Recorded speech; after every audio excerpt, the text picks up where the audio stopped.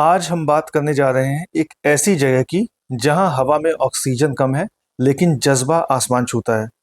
जहां temperature -40 degree Celsius तक चला जाता है, लेकिन वहीं पर खड़ी है इंडिया की एक extra ordinary achievement, Nyoma airbase.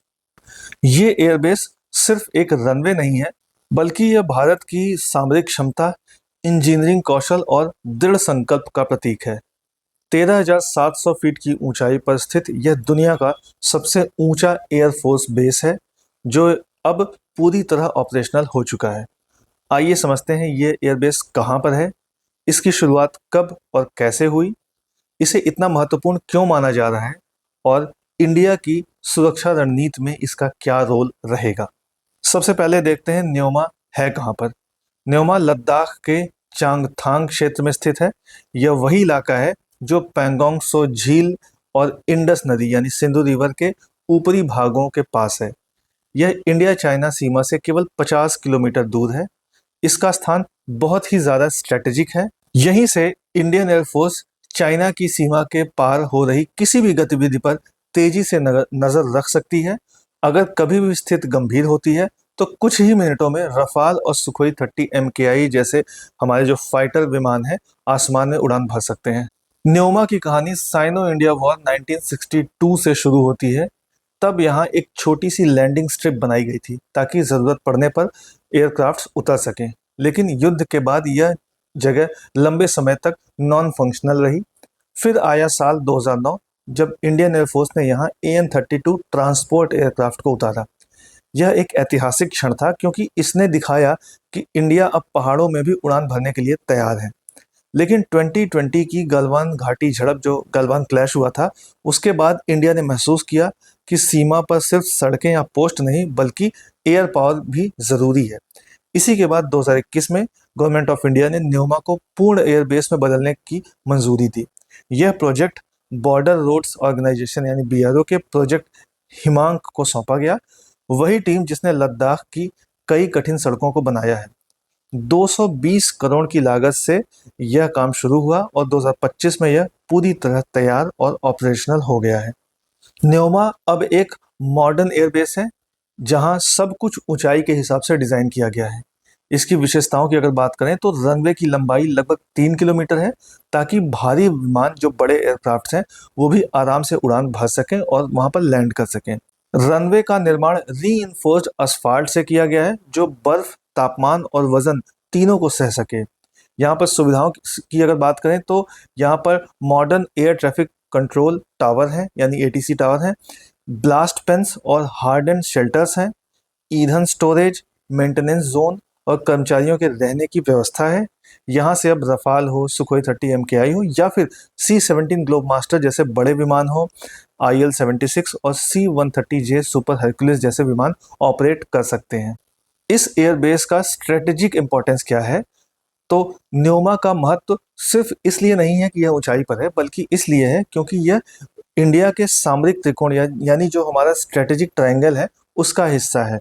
अब भारत के पास लद्दाख में 3 प्रमुख एयरबेस हैं। पहला है लेह, जो कि मुख्य हवाई केंद्र है। दूसरा है थोइस, सियाचिन और कारगिल के लिए सप्लाई लाइन है ये। और तीसरा अब न्योमा, चाइना सीमा के बेहद करीब, जो कि अभी हमने बताया 50 किलोमीटर के बाद इंडिया चाइना सीमा है। इससे भारत की हवाई निगरानी यानी एरियल सर्विलांस बहुत मजबूत हो जाएगा। अब इंडिया पैंगोंग सो, देपसोंग प्लेन्स और डेमचोक सेक्टर में हर हलचल पर नजर रख सकता है। किसी भी आपात स्थिति में रफाल या सुखोई कुछ ही मिनटों में वहां पहुंच सकते हैं, जो पहले संभव नहीं था। इसके अलावा यह airbase supply mission, rescue operations और मिलिट्री लॉजिस्टिक्स की तैनाती के लिए भी अहम भूमिका निभाएगा। लेकिन यहाँ पर चुनौतियाँ भी कम नहीं है। 13,700 फीट की ऊंचाई पर काम करना आसान नहीं है। यहाँ पर जो मुख्य चुनौती है वो है ऑक्सीजन की कमी से इंजन की थ्रस्ट कम हो जाता है। उसके अलावा तापमान -40 डिग्री सेल्सियस तक गिर जाता है। हवा का जो घनत्व यानी एयर डेंसिटी है कम होने से टेक ऑफ के लिए जो रनवे की लंबाई है वो ज़्यादा होनी चाहिए। इसके अलावा मेंटेनेंस स्टाफ के लिए सर्दियों में काम करना बेहद कठिन होता है और बर्फबारी से रनवे अक्सर ढक जाता है, जिसकी सफाई दिन रात जारी रहती है। न्योमा का जो निर्माण है वो सिर्फ एक रक्षा परियोजना नहीं है, बल्कि एक रणनीतिक संकेत यानी स्ट्रेटेजिक सिग्नल भी है। यह बताता है कि इंडिया हिमालय की ऊंचाइयों पर परमानेंट प्रेजेंस चाहता है। यह चाइना को एक संदेश देता है कि इंडिया सिर्फ रक्षा नहीं करेगा, बल्कि हर ऊंचाई पर एक्टिव कंट्रोल रखेगा। दुनिया के कुछ ही देश हैं जो इतनी ऊंचाई पर एयर ऑपरेशन कर सकते हैं, और इंडिया अब उस सूची में सबसे ऊपर है।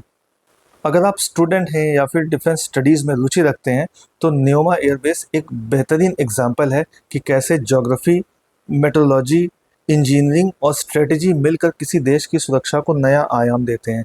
यह दिखाता है कि टेक्नोलॉजी, इंफ्रास्ट्रक्चर और ह्यूमन विल पावर कैसे मिलकर असंभव को संभव बनाती है। तो इस तरीके से न्योमा एयरबेस सिर्फ एक रनवे नहीं, यह भारत की नई सीमा रेखा की आत्मविश्वास भरी उड़ान है, और ये बेस वहाँ पर उस पूरे इलाके में इंडिया को स्ट्रेटेजिक एज देगा। अब देख लेते हैं इस पूरे इशू पर 5 MCQs। पहला क्वेश्चन है, where is the Nyoma airbase located, यानी न्योमा एयरबेस कहाँ पर है। Option A Arunachal Pradesh, option B Sikkim, option C Ladakh Changthang region, या फिर ऑप्शन डी उत्तराखंड। सही आंसर आप कमेंट बॉक्स में बताएं। दूसरा क्वेश्चन है, at what altitude is the Nyoma airbase situated, Nyoma airbase कितनी ऊंचाई पर है। Option A 9000 feet, option B 10,500 feet, option C 12,000 feet, या फिर ऑप्शन डी 13,700 फीट की ऊंचाई पर है। जो भी सही आंसर आप कमेंट में बताएं। क्वेश्चन थर्ड, तीसरा क्वेश्चन है, which organisation was responsible for constructing and upgrading the Nyoma airbase, ये जो न्योमा एयरबेस बना है और इसको अपग्रेड किया गया है, इसके लिए कौन सा ऑर्गेनाइजेशन रिस्पॉन्सिबल है।